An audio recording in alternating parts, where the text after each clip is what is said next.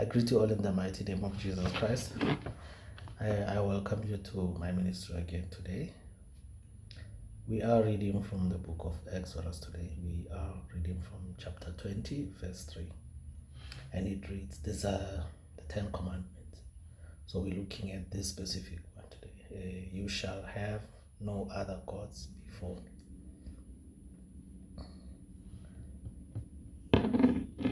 Oftentimes, we understand this word, but sometimes we do not really bring it home.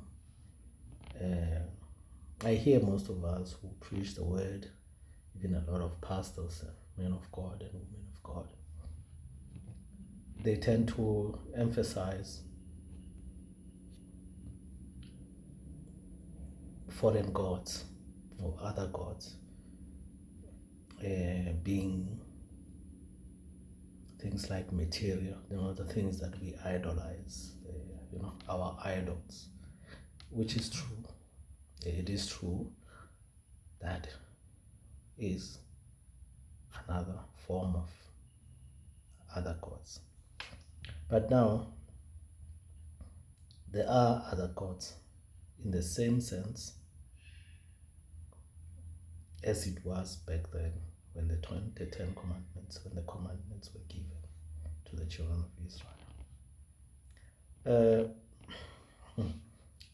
I know that I have touched on this topic a lot, but it is very important for me, I believe, because not everyone is wicked. There is a lot of people who are deceived. So it is important that from time to time we remind each other, we try and teach each other of what we understand. We look into the issues of doctrine. When I was going through my studies, I tend to see something that is, happening. When you start learning more about the pagan practices, or I would say the foreign gods, the other gods that are being referred to here. We're talking the gods of the Canaanites, the gods of the Philistines, the Egyptians, and all forms of gods. You tend to see this thing that perhaps people don't necessarily see, or they see it but they just don't say it. There's a lot of similarities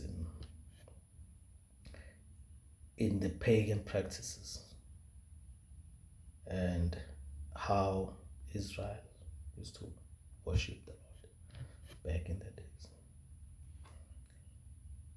And you can clearly see that the enemy was trying to imitate everything God does. You talk about sacrifices for the atonement of sins. The enemy did that, sacrifices for various other things, but the common thread is that there were sacrifices, offerings being made to deities, to gods, which was no different from the God of Israel. People are told through sacrifices and a lot of other practices.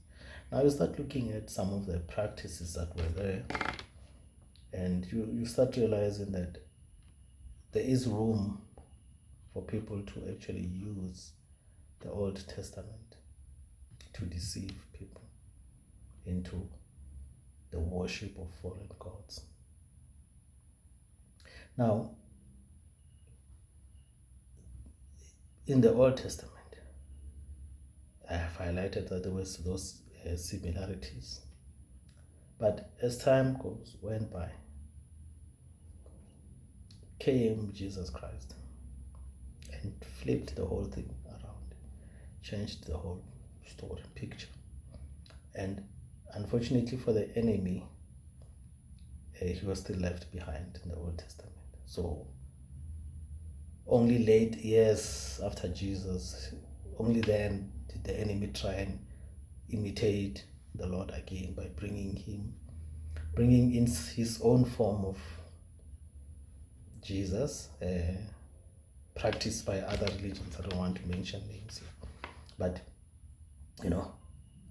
trying to create the same confusion that was back there in the Old Testament. We've seen cases where we struggled to understand the reason behind certain things. Like recently there was a case of somebody went and investigated these churches which they dress in white from Zimbabwe that we see everywhere in the roads, on our roads and all those things, in the bushes. And when you got there, from those videos you could see that they did a lot of one would call it witchcraft. If you're looking at it, you can call it that, but only they know what it is that they're doing. But they are using a lot of muti and things like that. Now you ask yourself, how does one get deceived into joining that kind of church? But the truth is, not everybody reads and understands the word. Sometimes a few verses from the Old Testament is good enough to convince somebody why a church is using muti. You understand? Like, I know of one case where people used to justify muti. It's the case of the bitter waters of Mara, wherein they justify it by saying, well, God instructed Moses to use muti, to use a plant, a tree, to heal the waters. It shows you, because a tree is from nature. Nature has life and it has healing and all those things, and they justify that even God himself used it to heal, used nature to heal. He gave us the plants and for the same reason. And they justify their use of muti as a church, using the Bible, reading the Bible, but deceiving people, because that has all changed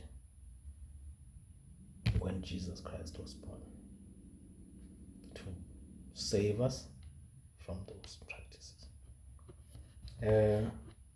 Now, I'm saying this because if we focus only on idolatry being, mostly we reference material things, we might miss a case where we join cults, we join religions that are parallel to the worship of the God of Israel, but that have similarities. I mean, some of these religions, some of them even have their own versions of Adam and Eve, just different. They have their own versions of the Bible, but they are parallel religious practices, and unfortunately, some of the churches have adopted those practices because they are disguised. When you read the Bible, if you do not get good understanding, you might really believe that the practices you are doing in your church are truly from God, because they can marry them to the Old Testament. I'm saying this message to say God has distinguished himself through Jesus Christ, to say, for my children in the future, Christ is enough.